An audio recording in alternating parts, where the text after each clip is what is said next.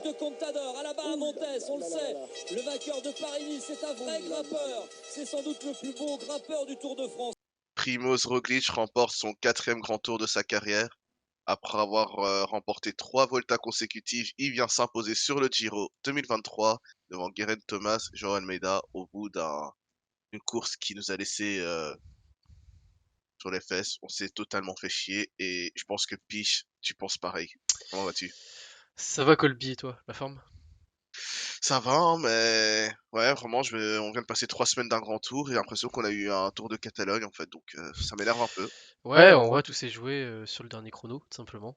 Voilà, Roglic a géré à la perfection son timing, il a juste été le plus fort sur une étape, et voilà, ça lui a permis de remporter ce classement de général au Giro, et une maîtrise complète. Je sais pas si c'était calculé, si c'était prévu, si c'était... Je sais pas ce que tu en penses toi Colby, mais pour moi au moins, je trouve que c'était une masterclass. Ouais, une masterclass. Au final, il a porté le maillot qu'un seul jour, que la 21e étape. Il n'a, il a eu à rouler qu'une fois sur le Giro entier. C'est le mardi sur l'étape du Monte Bondone et c'est l'étape où il était le moins bien. Peut-être que c'était voulu aussi de la part de son équipe. Et sinon, ben, en fait, il n'a jamais à contrôler le peloton. Ça a toujours été ben, la Ineos qui était en tête. Il y a eu la FDJ qui a aussi à un moment été en tête avec le rose. Il y a eu la Soudal au moment où Remco était en rose aussi. Donc, c'est souvent retrouvé dans une position où il n'avait pas à rouler pour le peloton. Et là, c'est aussi la seule équipe qui finit à 8, si pas d'erreur. Ah, il me semble, ouais.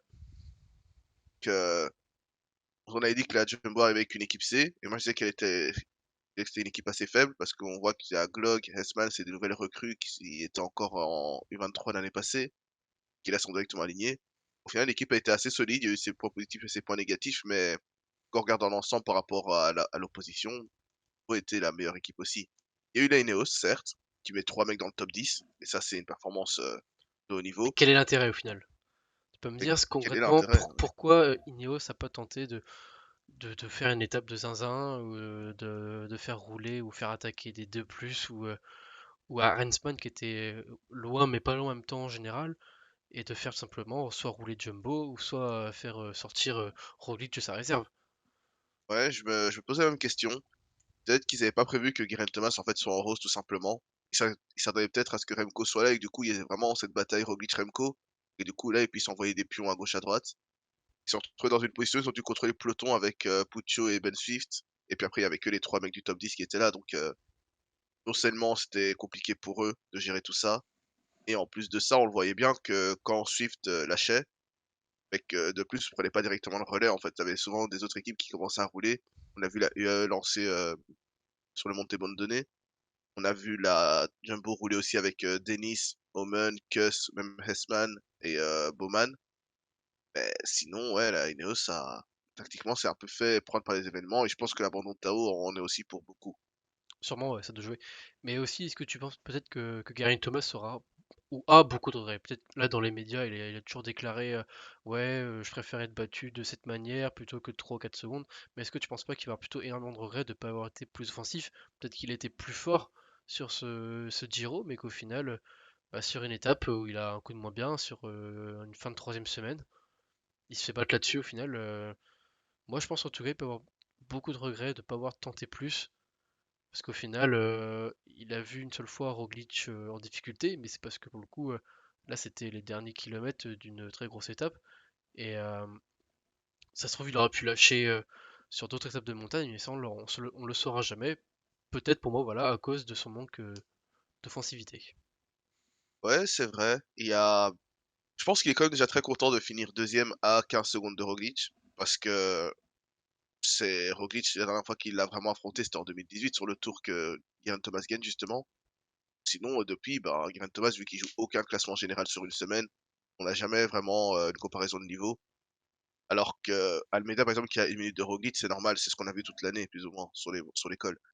Donc, ouais, il y a peut-être une part de regret dans le fait de ne pas avoir mis en difficulté Roglic plus tôt, surtout même sur l'étape du Monte Bondone où Roglic a lâché. Mais ouais, je pense que, comme j'ai dit, hein, la tactique Ineos, c'était vraiment de jouer en outsider avec d'un côté Tao, de l'autre côté Geraint, et qu'ils ont été un peu pris de court aussi d'avoir Geraint en rose et de devoir justement contrôler la course et être maître de la tactique en soi. Après aussi, on catégorise beaucoup ce Giro comme l'un des moins jolis à suivre pour les leaders. Mais faut pas non plus oublier que ce sont des coureurs, en tout cas pour le podium, entre Roglic, Thomas et Almeida, c'est des coureurs qui sont pas offensifs naturellement, quoi. Roglic avec ses qualités de chrono, il a pas forcément besoin d'attaquer, il a un super finish, il peut pas attaquer donc c'est rien même. Geraint Thomas, en 15 ans de carrière, il attaque quasiment jamais, il a pas d'explosivité et ses qualités de chrono peuvent lui permettre d'être attentiste. Et Almeida, on connaît sa façon de rouler en tout cas, c'est qu'il n'attaque pas. Il est toujours au train. C'est un Richie Porte. C'est quelqu'un qui va toujours développer énormément de puissance, mais qui va jamais attaquer d'une manière franche, quoi. Donc Ouais. peut-être Mais que pour ce moi, Giro était moche, mais en tout cas, c'était des coureurs qui jouent de leur manière habituelle, quoi.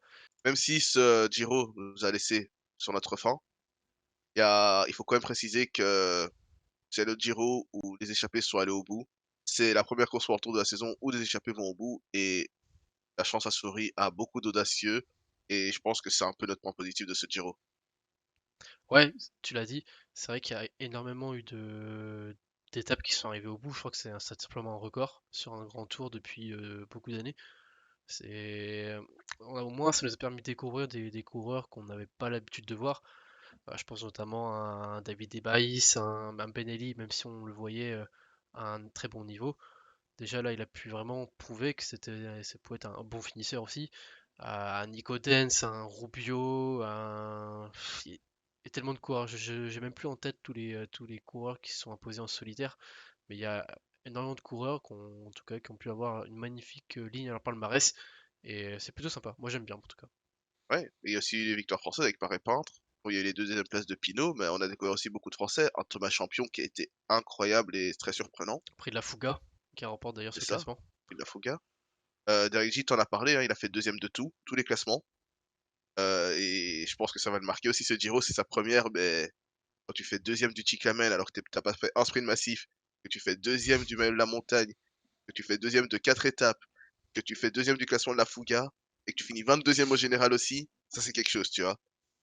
Mais ouais, c'est vrai que sinon, on a eu beaucoup de belles surprises et même un Nicolas Prudhomme chez AG2R qui était impressionnant quand ça grimpait sur la dernière semaine.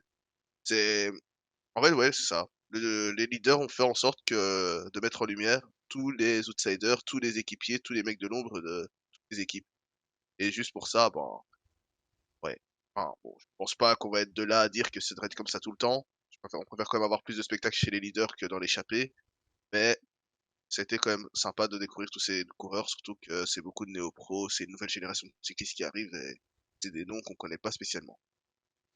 En effet, je viens d'en trouver la statistique là, il y a eu au total 10 arrivées en échappée. En tout cas, ou 10 coureurs qui sont imposés en étant dans une échappée initiale.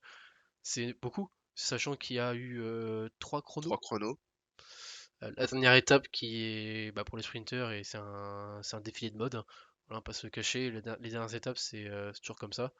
Ouais, donc au final sur 18, non sur 17 plutôt si on ne compte pas la dernière, sur 17 étapes, 10 vont au bout. C'est c'est top. Moi je trouve ça fabuleux, en tout cas c'est bien, ça permet de voir différents coureurs courir, ça fait deux courses dans l'une, c'est plutôt agréable. et ça permet aussi à certains sprinters de se renouveler, de tenter des coups à l'avant. Je sais que les années passées, on avait vu des Gaviria tenter des échappées et qui allaient au bout. Mais cette année, on a vu Cortisen faire une échappée qui allait au bout, il l'a remporté. On a vu Marius Mayhofer aussi tenter une échappée alors qu'on le voit se faire des sprints massifs sur tout le Giro. Et franchement, c'est cool aussi. Ça permet aussi de voir que les sprinters, comme on en parlait un peu en ce début de projet After Cyclisme, que les sprinters atteignent un niveau où ils sont bons partout en fait. Ouais, c'est clair, faut être bon partout, faut être bon pour passer la montagne et tracer frais. Ouais, je suis en train de penser à ça, mais je vois le cas totalement inverse où Mark Cavendish remporte la dernière étape. Aka, la personne qui grimpe le moins bien possible peut-être du peloton, mais qui arrive quand même à gagner la dernière étape. Qui Non arrivent mais à finir ce Giro surtout. ouais, surtout. Et pourtant lui qui est tombé en début de Giro et tout, non c'est ouais, le CAF, c'est un cas à part. Mais c'est vrai que maintenant, il faut être vachement complet. Surtout que maintenant, les organisateurs n'hésitent plus à mettre une petite bosse dans le final. ou un pif-paf tortueux, faut vraiment être complet. Les trains, de toute façon, est-ce que c'est l'avenir? Non, plus maintenant. En tout cas, des équipes font le pari que ça sert plus à rien de mettre 3 ou 4 coureurs dédiés à chaque sprinter. Donc ouais, c'est vrai, faut vraiment être complet, faut être passe-partout, faut savoir se débrouiller seul, faut aimer les conditions climatiques plutôt mauvaises, faut être un très bon rouleur, non, faut être vraiment un coureur maintenant très complet et avoir une bonne pointe de vitesse et tu peux amener à gagner plusieurs fois dans l'année, hein. Ouais, et celui à qui ça a souri, hein, ce nouveau système un peu de sprint qu'on a eu sur le Giro, bah, c'est Jonathan Milan. C'est, C'était le plus complet, c'était le plus régulier. On peut aussi dire que c'était le Last Survivor, avec tous les abandons qu'il y a eu. C'est celui qui a tenu la baraque. Et même en dernière semaine, il était malade encore, pour dire à quel Mm. point il a failli avoir un Derek J. Chiclamel alors qu'il n'a pas fait un seul sprint massif, c'était que des échappées. Donc voilà. Mais félicitations à Jonathan Milan, un sprinter qu'on a aussi découvert, hein. Il n'a pas beaucoup roulé en World Tour avant ça. Il a souvent été même poisson pilote pour Phil Bowes. Un mot sur Jonathan Milan, Chiclamen, et qui agrémente encore plus le succès de la Bahreïn sur ce Giro. Ouais, franchement, je m'attendais pas du tout. Ça fait quand même quelques années, bah, depuis 2000, c'est la troisième saison là qu'il est chez Bahreïn. Et bah, les seuls échos qu'on avait eu au tout début de sa carrière, c'était, je crois, un fait d'humeur sur, je crois, que c'était l'UAE Tour ou une course comme ça où il a failli faire tomber un coureur de l'équipe AG2R et un coureur français, il me semble en plus. Mis à part ça, c'est vrai que on n'en savait pas trop plus sur lui. On savait que c'était un bon pistard, qu'il aimait un peu les finales tortueux, mais sans plus. Mais c'est vrai que là, cette année, grande découverte, en tout cas pour lui, sur le sprint. Euh, il aurait pu être un excellent poisson de pilote, mais au final, non, c'est devenu pour le coup un pur sprinter. Mais en plus, ouais, on avait aussi une nouvelle façon de sprinter avec du coup, au lieu de sprinter de gauche à droite, hein, Jonathan Milan qui sprint d'avant en arrière. Ouais, le nouveau John Degenkolb, c'est impressionnant, sa manière de sprinter. Il a toujours un petit développement en plus, donc on le voit de loin. C'est dommage par contre qu'il ait jamais eu l'opportunité d'être mieux placé. Pourtant son équipe, elle avait une bonne équipe hein, entre Ouais, Pasqualone. Pasqualone, Arashiro. Ouais, ça pouvait faire Pasqualone surtout qui était souvent bien placé, hein. C'était plutôt lui, Jonathan Milan, qui était pas dans la route de son poisson de pilote, hein. Mais par contre, ça nous a permis de voir des sprints de zinzin, hein, complètement, des sprints de l'arrière à l'aspiration, avec beaucoup de vitesse. Et ouais, hâte de voir sur d'autres courses. C'est vrai que sur le Giro, c'était plutôt un cas particulier et pas non plus énormément de gros sprinters avec bah, le Covid qui a emporté beaucoup de monde, la maladie, tout ça, la pluie aussi. Le fait qu'il soit à domicile, donc ouais, hâte de voir ce que ça peut donner sur d'autres courses par étape d'une semaine ou même à l'étranger. À noter qu'il est en fin de contrat et que c'est pas encore dit que la Bahreïn le prolonge. Que On va voir ce que ça donne. Jonathan Milan, peut-être qu'il sera plus utilisé en tant que pur sprinter dans une autre équipe ou même à la Bahreïn. Donc on va voir ce que ça va donner. Ouais, on a toujours l'habitude de faire notre top 5. Le top 5, tout simplement, notre coup de cœur de ce Giro. Tu vas commencer, Colby. Alors, quel est déjà ton top 5? Commençant par la cinquième place et finir par ta plus grosse surprise. Cinquième place, je mettrais Eddie Dunbar, qui a été assez impressionnant sur une semaine et demie, qui a malheureusement craqué sur le final avec l'enchaînement de l'étape de montagne. Mais en plus, le chrono, il a été vraiment mauvais. Mais voilà, on savait qu'il avait quitté la Ineos et qu'il voulait un leadership. Il a montré qu'il pouvait l'avoir, mais il faut encore montrer un peu plus pour vraiment prétendre à un meilleur leadership parce que, pareil, par exemple, à Simon Yates ou même à Filippo Zana qui est dans son propre équipe, je l'ai pas trouvé si impressionnant sur les 3 semaines. Il était bon et il ramène un top 10 à la clé, mais il manque quelque chose. Ensuite, tu veux que je fasse les 5 d'un coup? Tu veux enchaîner toi avec ta cinquième place? Allez, moi je peux enchaîner avec ma cinquième place. Je veux dire Filippo Zana. Filippo Zana, le coureur italien de la Jayco. Simplement, il était au four et moulin sur ce Giro. Il a travaillé énormément pour Michael Matthews. Après, il a eu sa carte personnelle. Il a aidé Eddie Dunbar sur une étape de montagne. Il a remporté aussi sa victoire d'étape. Euh, c'est vrai qu'on connaissait pas tant que ça, hein, mis à part bah, qu'il ait gagné son titre de champion national, qu'il avait aussi changé d'équipe. Voilà, on a vu un coureur offensif. très solide, qui rechigne pas à l'effort, donc non, bonne surprise. En quatrième, je vais te mettre Lorenz de plus, parce que bien qu'on ait parlé de Ineos et cette stratégie un peu d'art et peut-être improvisée, Lorenz de plus fait une saison incroyable. Ça fait longtemps qu'on l'avait pas vu à ce niveau-là, mais ça fait depuis l'avant Covid que il y a eu cette histoire de transfert de la Jumbo à la Ineos et il y a eu tout plein de problèmes par rapport à ça, mais on a aussi vu qu'il y a eu beaucoup de problèmes de santé et Lorenz de plus était un peu perdu pendant ces dernières années.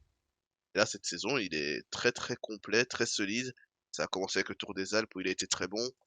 Il y a eu Liège-Bastogne-Liège où il finit dans le top 20. Et là, il y a ce Giro où je m'attendais pas à ce qu'il soit aussi bien classé à la fin.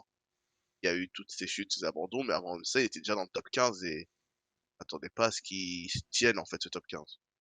Donc, pour un coureur hyper complet, faire une telle performance en montagne, ça présage beaucoup pour la suite de sa carrière. Ok.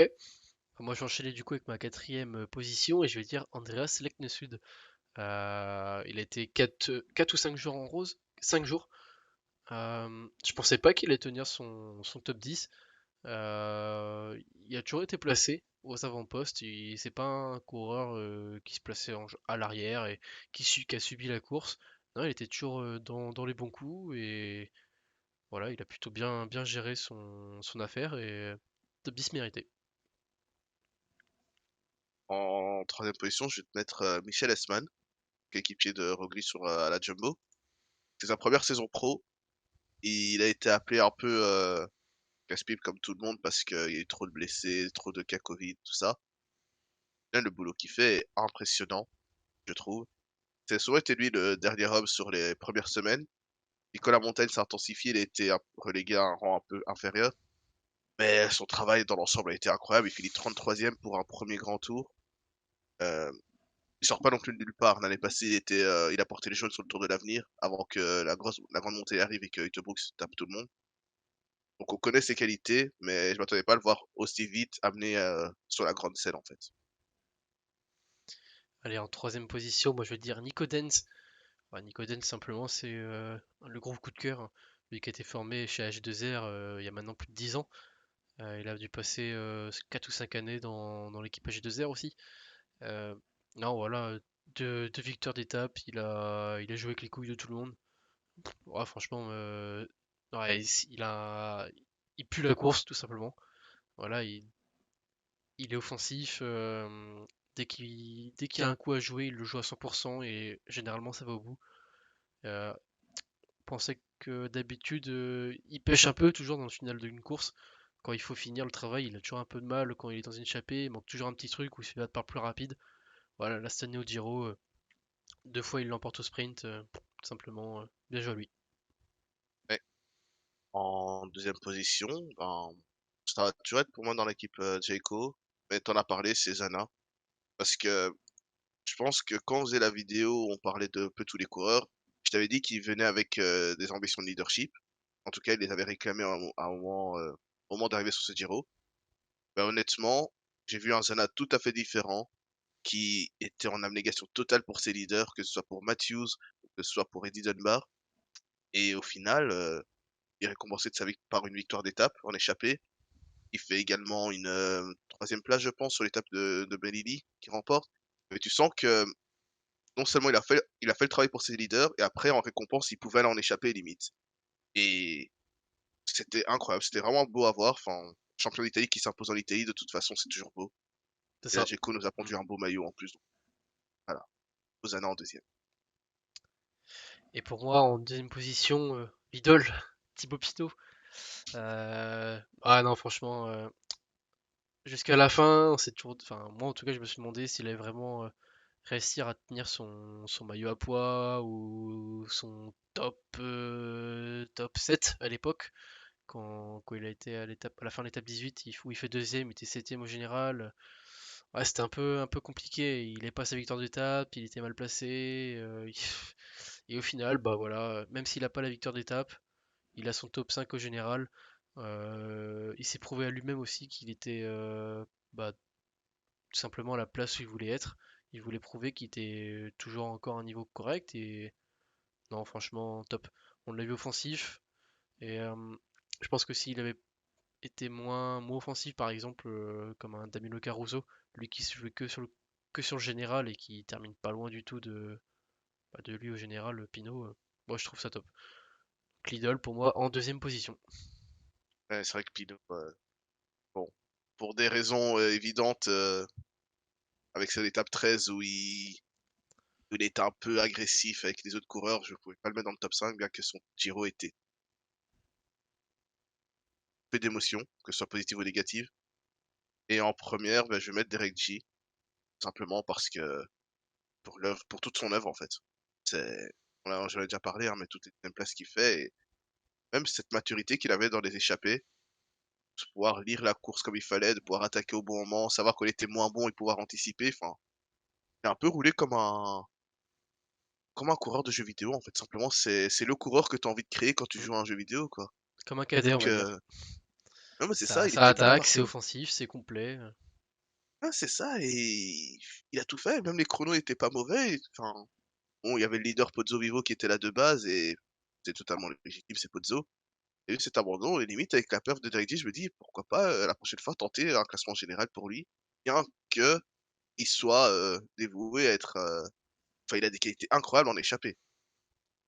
Ouais, je suis d'accord. Et donc pour moi aussi, Derek J, ce serait la première place. Même s'il a rien remporté en ce Giro, bah voilà, il sera dans le top 1 sur After Cyclisme. Il en peut être fier, je pense, à mon avis. Ah non, comme tu as dit, c'est un excellent baroudeur. Il a fait une, 2, 3, 4, 5, 6 échappées, et pas n'importe lesquelles. Ce sont des échappées qui vont au bout, tout simplement. Il fait un, Et il est à 2, chaque fois 3, il acteur fait dans ses 5, échappées. 6, il fait 6 top 10.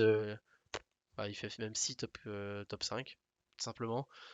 Ouais, il a tout simplement pas eu de bol, il a manqué un petit truc, mais c'est dommage, il aurait pu remporter soit un classement par points ou même de la montagne, ça aurait pas du tout été.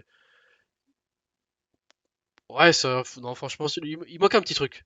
Au moins, ça va lui permettre d'avoir un petit gain de motivation, on va dire, lorsqu'il va continuer à s'entraîner, et tout simplement de le revoir même sur un Tour de France, hein. Sur un Tour de France, c'est un coureur qui peut faire vachement du bien, hein. Des fois, on se plaint du Tour, ou aussi des fois, dans les années passées, on se plaignait du manque d'offensivité des coureurs. Lui, pour le coup, c'est un mec qui va attaquer, il a du panache, et c'est top. Ah, c'est le moment de conclure cette vidéo sur le Giro, notre cross review. Il y a les autres. On avait fait deux lives aussi, donc qui parlaient un peu de ce Giro et qui revenaient un peu plus en détail sur les étapes. Donc n'hésitez pas à les regarder si vous voulez avoir une review de ce qui s'est passé pendant ces 3 semaines. Petit moment annonce à vous faire. On le rappelle, on l'a déjà parlé pendant le live, c'est que sur le mois de juin, on va essayer de bombarder plus les vidéos, étant donné que c'est le mois du cyclisme et que tout va arriver dans le cyclisme, soit les courses diffusées à la télé, les projets sur Netflix et toutes les émissions autres et documentaires reportages que les équipes font actuellement. Donc, si ça va être le cas pour nous, After Cyclisme va bombarder de vidéos. Donc, soyez connectés, mettez la cloche, abonnez-vous et laissez des commentaires, mettez même en commentaire les sujets dont vous voulez enfin, que vous voulez Qu'on hein, aborde. qu'on aborde tout simplement. Merci. Voilà. Comme d'hab, hein, comme je dis toujours, les formalités YouTube, vous les connaissez mieux que nous. D'ici la prochaine vidéo, bah, portez-vous bien. Piche un petit mot pour. Non, tout simplement, comme l'a résumé Colby, on va se voir beaucoup au mois de juin, avec des vidéos solo, notamment, où on aura des petits sujets différents, et voilà. D'ici là, tenez-vous bien. Ciao!